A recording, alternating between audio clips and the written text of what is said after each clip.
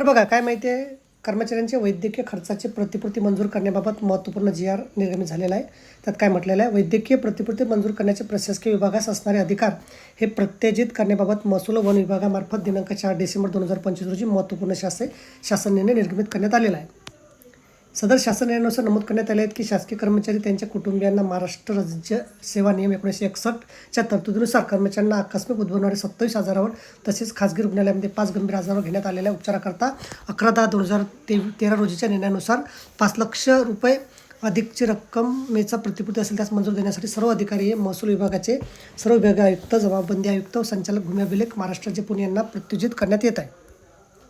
तसेच सदर वैद्यकीय खर्चाची प्रतिपूर्ती करण्यापूर्वी 4 एप्रिल 2014 रोजीच्या शासन निर्णयातील अटी शर्तीच्या पूर्तता करण्याचे निर्देश देण्यात आले आहे. यामध्ये मुख्य सचिव यांना मंत्रालयीन प्रशासकीय विभाग प्रमुख म्हणून पुनर्वलोकन करून फेर आदेश अथवा सुधारित आदेश देऊ शकणार आहे.